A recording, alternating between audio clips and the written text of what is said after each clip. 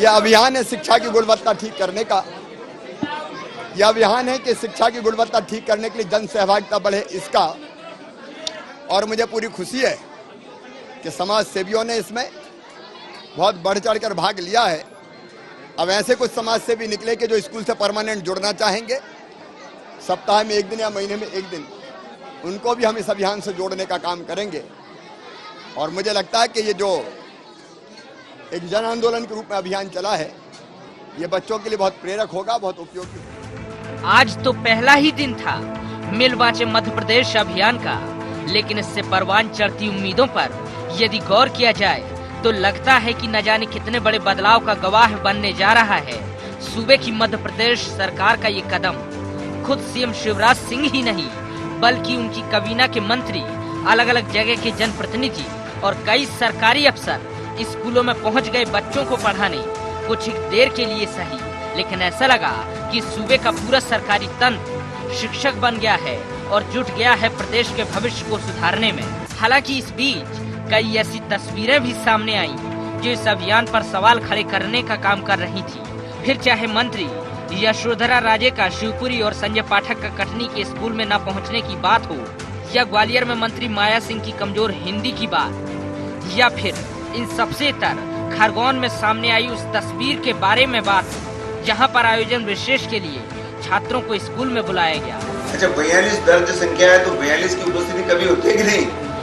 खैर, इतना बड़ा आयोजन होगा तो लाजमी है कि थोड़ी बहुत अनियमितताएं भी सामने आए, लेकिन बात यदि सूबे के प्रमुख विपक्षी दल कांग्रेस के बारे में करें तो उसने सरकार की कवायद पर शुरू से लेकर अंत तक सवाल खड़े कर दिए और ले लिया उसे आड़े हाथों। मुख्यमंत्री ने हजारों नौजवानों का भविष्य इस व्यापक घोटाले में बर्बाद समाप्त कर दिया हो, वो अब विधायकों से बच्चों को पढ़ाएंगे, उनसे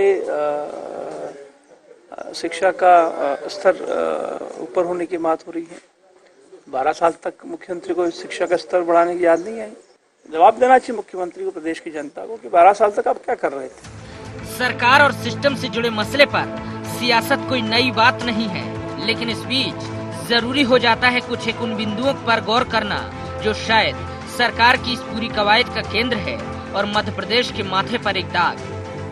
मध्य प्रदेश में शिक्षा का स्तर राष्ट्रीय औसत की अपेक्षा काफी कम है। देश की साक्षरता दर जहां 76% के करीब है तो मध्य प्रदेश में ये 69 है। केंद्रीय मानव संसाधन मंत्रालय की रिपोर्ट कई गंभीर पहलू भी सामने लाती है। रिपोर्ट के मुताबिक प्रदेश में करीब 4800 स्कूल बिना शिक्षकों के संचालित है। प्रदेश में 18,000 स्कूल ऐसे हैं जिनमें सिर्फ एक शिक्षक है। इसके अलावा विभिन्न मानकों पर भी मध्य प्रदेश की शिक्षा का स्तर काफी कमजोर है। बहरहाल कुछ भी कहा जाए, शिक्षा को लेकर सरकार के सामने कई चुनौतियां मुंह बाए खड़ी हैं और इसे महज कुछ एक वक्त की कवायद से खत्म नहीं किया जा सकता, बल्कि इसके लिए जरूरी है बुनियादी स्तर पर ठोस कदम उठाने की। IND 24 के लिए ब्यूरो रिपोर्ट।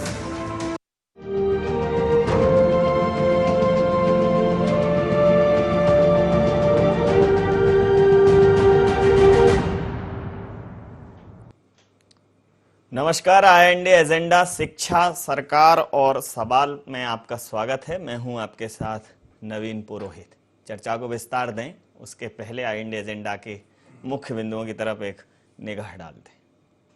मिल बांचे मध्य प्रदेश अभियान के जरिए सुधारा जा सकेगा शिक्षा का स्तर? यदि हाँ, तो सरकार ने ये कदम उठाने में देर क्यों कर दी? क्या मध्य प्रदेश में शिक्षा सुधार के लिए एक ठोस नीति की जरूरत है? क्या इस मामले में विपक्ष द्वारा सवाल उठाना उचित है? शिक्षा के अभियान से संबंधित मिल बांचे पर प्रदेश की विपक्ष ने एक सवाल किया। शिक्षा के मुद्दे पर प्रदेश के मुखिया, प्रदेश कांग्रेस के मुखिया अरुण यादव ने वक्तव्य दिया कि शिक्षा निश्चित रूप से एक मूल विषय है समाज के विकास के लिए, लेकिन कहीं ना कहीं सरकार जो है इस पूरे मुद्दे पर राजनीति करती हुई नजर आ रही है। और मध्य प्रदेश में अगर अभियानों की बात करें, मध्य प्रदेश में अगर पंचायतों की बात करें, मध्य प्रदेश में अगर आंदोलनों की बात करें, तो हर जगह सरकार कहीं कोई अभियान, कहीं कोई पंचायत, कहीं कोई कार्यक्रम, लगातार करती हुई नजर आ रही है। और ये सारे कार्यक्रम निश्चित रूप से सरकार 12 साल से कर रही है, तो ये 9 दिन चले 2.5 कोस साबित क्यों हो रहे हैं? क्योंकि सरकार के इस सक्रिय कदमों के बावजूद भी मध्य प्रदेश में न शिक्षा का स्तर अच्छा है, न स्वास्थ्य का स्तर अच्छा है, न सामाजिक व्यवस्था का स्तर अच्छा है। इतना सब करने के बाद कई यक्ष प्रश्न हैं जो सरकार के सामने मुंह बाए खड़े हैं, चाहे वो रोजगार के हों, चाहे वो स्वास्थ्य के हों, चाहे वो शिक्षा के हों, चाहे वो इन्वेस्टमेंट के हों।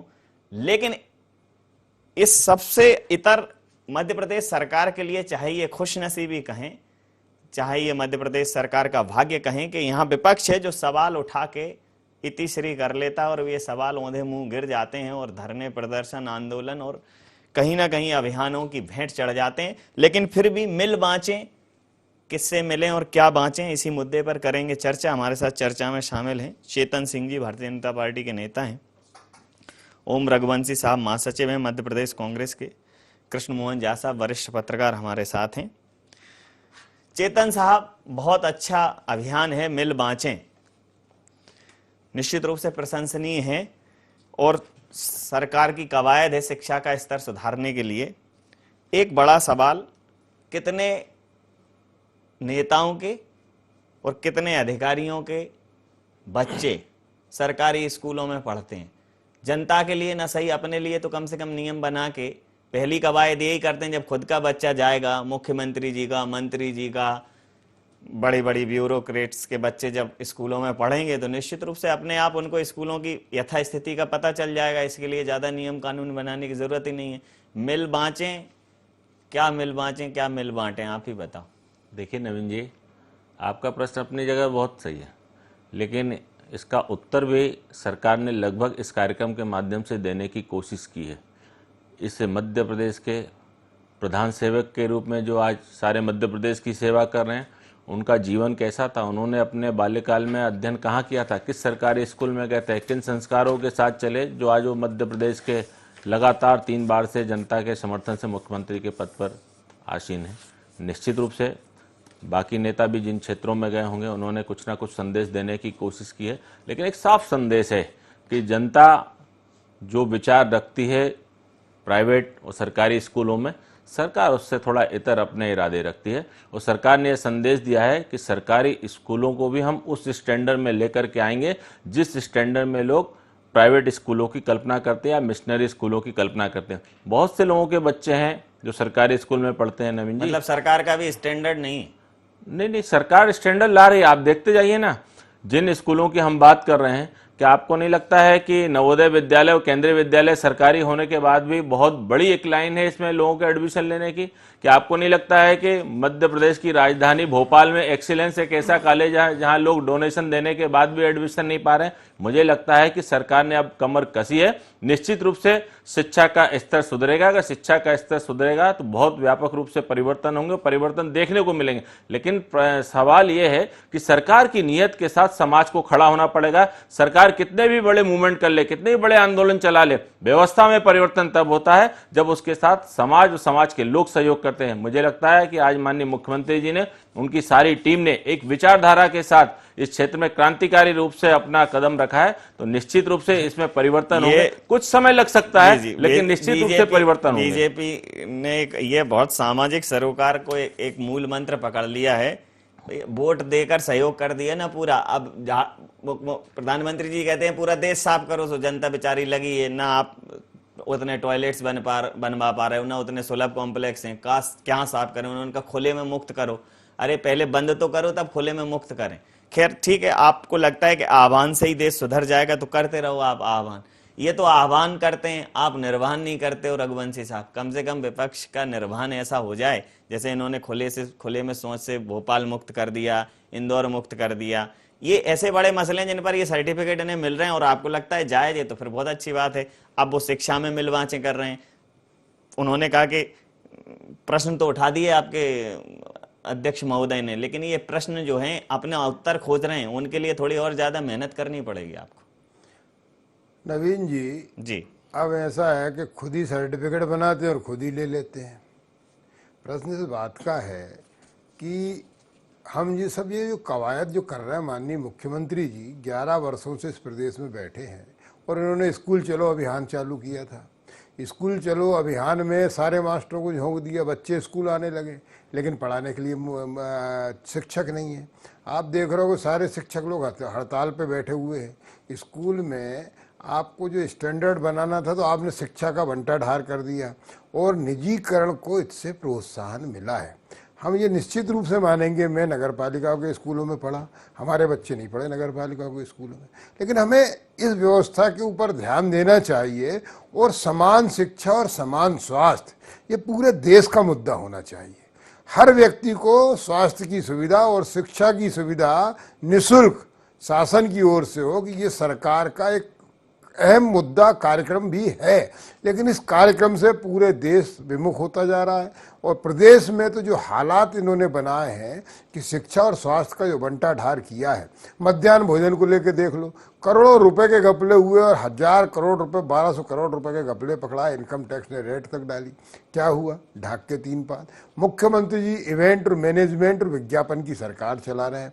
नर्मदा पथ बनाने की बात की थी, अब नर्मदा सेवा योजना बोलो शुरू कर दी। ये कुछ नहीं कर रहे हैं, सिर्फ विज्ञापन कर रहे हैं। 25,000 करोड़ के घाटे के प्रदेश को 1.5 लाख करोड़ पर ले जाके पहुंचा दिया है। और ये चेतन भाई के साथ में जितने दिन बैठा, ये सिर्फ एक तोता रटंत जो है ना मुख्यमंत्री जी की, तो मुख्यमंत्री जी, अरे भाई कुछ तोता रटंत से आगे भी बढ़ो। आपने जिस तरह की व्यवस्था देखी और जिस तरह की व्यवस्था करना चाहते हो, आप राजधानी में बैठे हो, राजधानी के स्कूलों में खंडर हो गए, खपरेल गिर रहे हैं पुराने स्कूलों के। आप बदरिया में जाके देख लो, आप उधर आप जहांगीराबाद के स्कूल में जाके देख लो, दीवारें नहीं पुती हैं, फर्नीचर नहीं है। बच्चों को आप बात करते हो किताब देने की, किताब खरीदी में, कागज खरीदी में इतने लेट हो जाते हैं कि उसमें भ्रष्टाचार होता है। सरकार को इन मुद्दों पर आप बोलते हो तो एक शिक्षा का एक पैटर्न पाठ्यक्रम जो है ना नवीन जी, पूरे देश में होना चाहिए कि सीबीएसई का पाठ्यक्रम पूरे देश में एक समान लागू होगा। मध्य प्रदेश शिक्षा मंडल ये कहते हैं कि हमने लिख के भेज दिया दिल्ली। अरे लिख के दिल्ली भेज दिया, 2.5 साल दिल्ली की सरकार होगा तुम्हारी और 3 साढ़े 3 साल तुमको यहाँ हो गए, तुम लिखा पढ़ी में ही लगे हुए।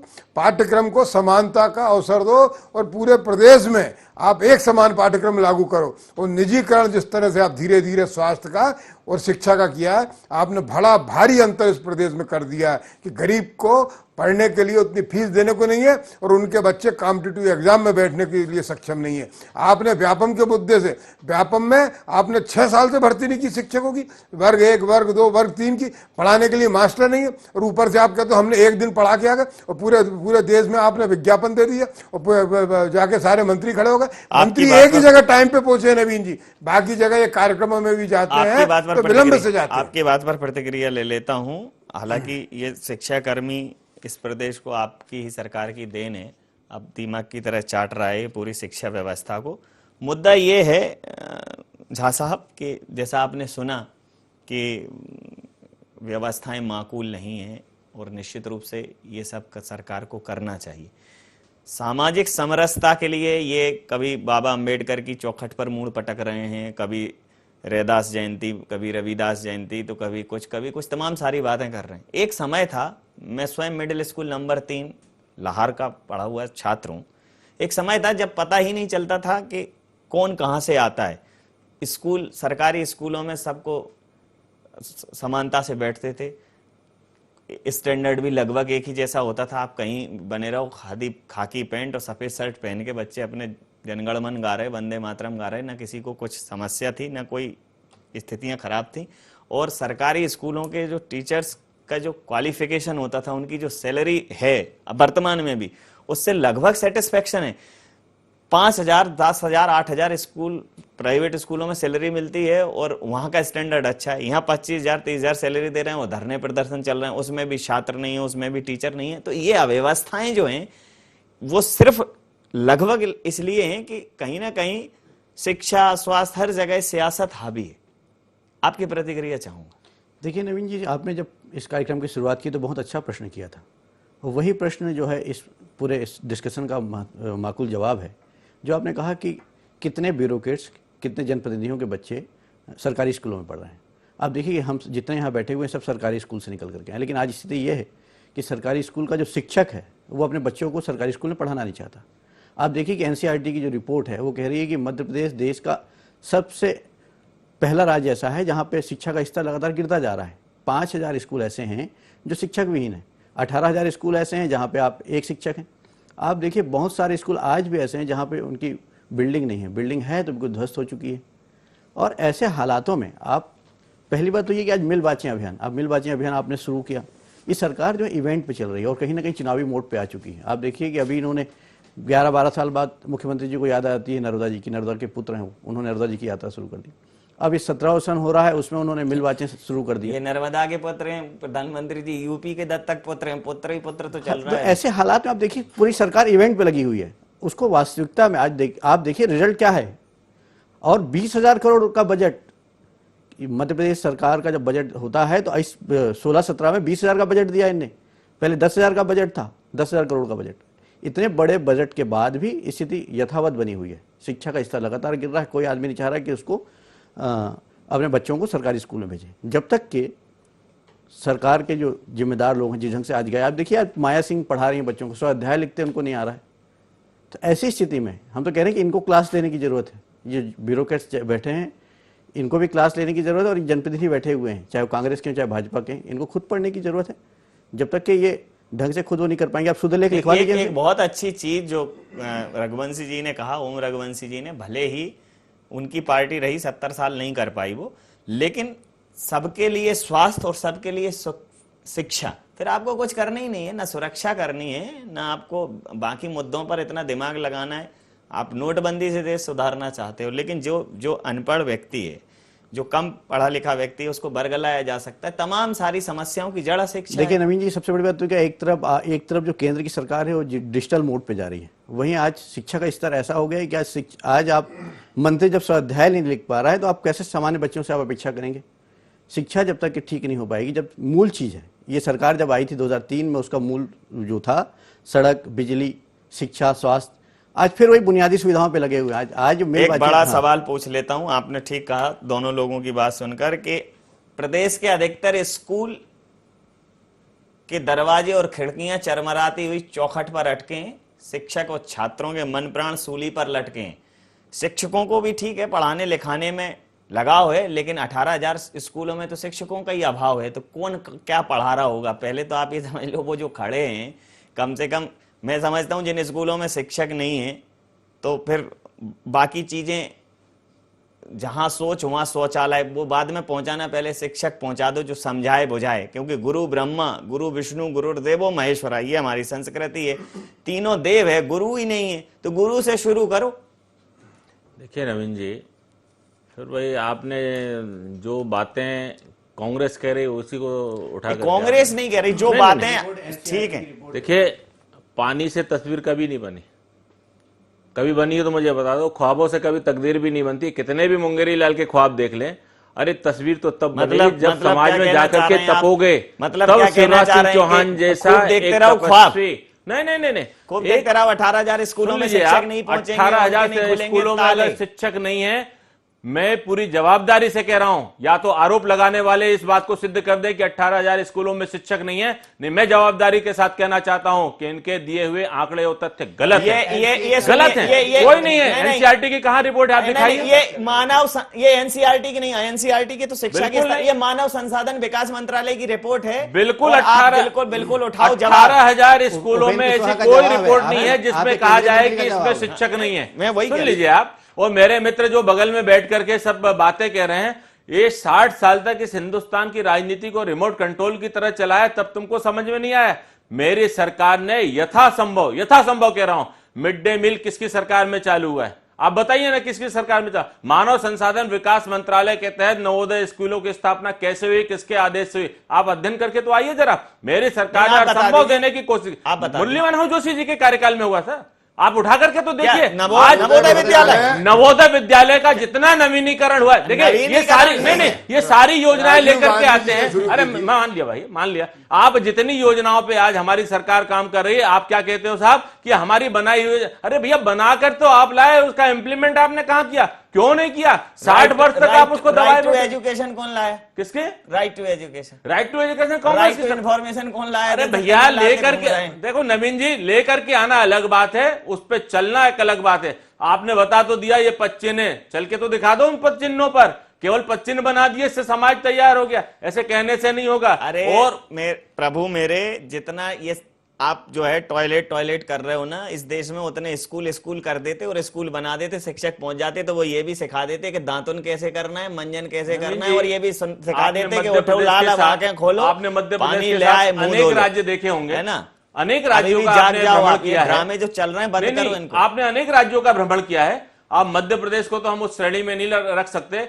लेकिन उत्तर प्रदेश और बिहार में वास्तव में यह स्थिति थी कि अगर हमको रास्ते से निकलना होता तो या तो माता बहनों को शर्मिंदगी उठानी पड़ती थी या हमको उठानी पड़ती थी। अगर माननीय प्रधानमंत्री जी ने इस देश से यह आह्वान किया है कि स्वच्छता और शौचालय का निर्माण करो, तो मुझे लगता है कि वो इसलिए उठानी पड़ती है शर्मिंदगी कि उस व्यक्ति को ये समझ ही नहीं है। उसको अगर शिक्षा समझा दिया जाता, उसको व्यवस्था समझ में आ जाती। ऐसा बताओ कि कोई ऐसा कौन है?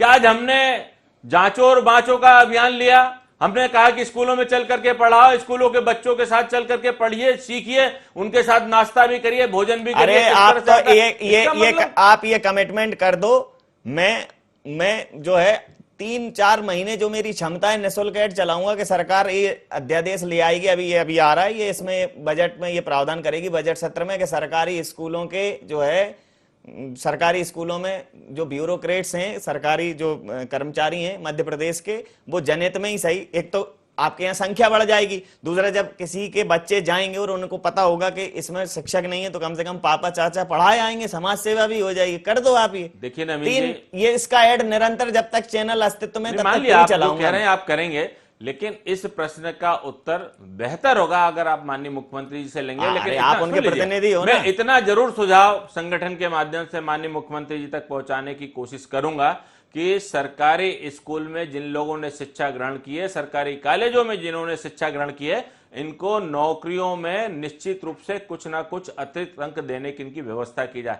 हम भी चाहते हैं कि प्राइवेट और सरकारी स्कूल एक स्तर पर आए, जो दीनहीन भावना का जो बच्चे शिकार होते हैं, कम से कम इन बच्चों में इस प्रकार का अवसाद पैदा। आपके बात पर प्रतिक्रिया ले लेता हूं, रघुवंशी साहब।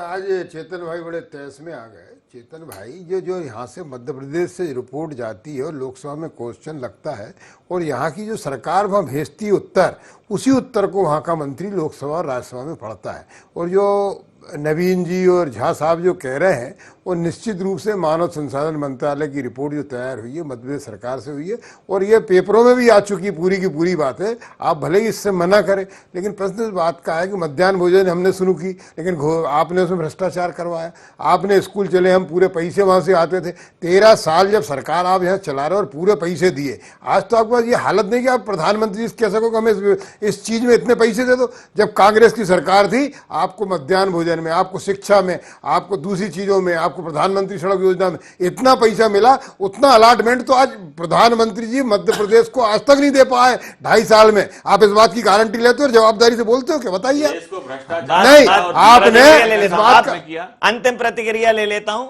ये आपने देखो, पिछले पैसा मिला है, सारी चीजें हैं, 12 साल है, मतलब 12 साल पर्याप्त होते हैं व्यवस्थाएं सुधारने के लिए। 12 साल में अगर आप आह्वान कर रहे हैं 12 साल में, 12 साल के मतलब, तो इसका मतलब प्रदेश की जनता ने तो वनवास झेला।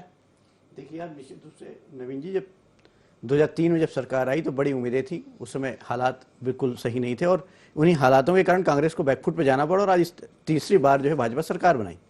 और आप देखिए कि आज भी 3 लाख पद खाली पड़े हुए हैं। जब तक कि स्कूलों में प्रॉपर शिक्षक नहीं पहुंच पाएंगे, व्यवस्था नहीं हो पाएगी। आज देखिए मंडला है, झाबुआ है, डिंडौरी है, ऐसे जिले जहाँ पे आज भी बिल्डिंग है ही नहीं, बाहर बैठ कर के क्लास लग रही हैं, लोग जा नहीं पा रहे हैं, डोंगी में बैठ करके बच्चों को जाना पड़ता है। ऐसे हालातों में आप शिक्षा कैसा बेहतर बना पाएंगे? और ये जो सोच आज इन्हें शुरू की, बहुत अच्छी बात है, मिल बाँचने का कार्यक्रम ने शुरू किया, लेकिन ये आज क्यों इतने चुनाव में, जब चुनाव के समय जब आता है तब क्यों सरकार जाग रही? क्या कारण है कि आज जो है कुल मिलाकर के 3 साल लगभग होने आए हैं और 3 साल बाद अचानक की सरकार फिर से एकदम एक्टिव हो रही है और ऐसे ऐसे मुद्दे को उठा रही है जो बुनियादी सुविधाओं को लेकर काम करना था। बिल्कुल ठीक बात। ऐसे हालात में हम शिक्षा कैसे बेहतर बना पाएंगे? आप सोचिए, बड़ा प्रश्न है, इसका जवाब जनता खोजेगी। समय सीमा के चलते मैं ये चर्चा यहाँ समाप्त करूंगा। आप समस्त महानुभावों को बहुत बहुत धन्यवाद, बहुत बहुत आभार। खैर, स्कूल चले हम, बड़ा सवाल है, बड़ा आह्वान है, स्कूल चले हम, लेकिन कहां? मिल बांचे, लेकिन क्या? प्रदेश के अधिकतर स्कूल के खिड़की और दरवाजे चरमराती हुई चौखट पर अटके हैं। शिक्षक और छात्रों के मन प्राण सूली पर अटके हैं। जरा सी जर्जर हालत में ऊपर का प्लास्टर टपकता है, एक ही मिनट में छत जमीन की ओर लपकता है। शिक्षकों को पढ़ाने लिखाने में लगाव है, लेकिन 18,000 से ज्यादा स्कूलों में शिक्षकों का अभाव है। फिर भी कहीं ना कहीं वादों, इरादों और अभियानों के झूले में लोग झूल जाएंगे। स्कूल में शिक्षक नहीं है और कहीं कहीं तो स्कूल नहीं है, हम भूल जाएंगे क्योंकि हमें भूलने की बीमारी है। लेकिन अगर याद रखेंगे तो इस प्रदेश के लिए ज्यादा अच्छा होगा। IND एजेंडा में इतना ही। आप बने रहिए IND 24 के साथ और देखते रहिए IND 24। नमस्कार।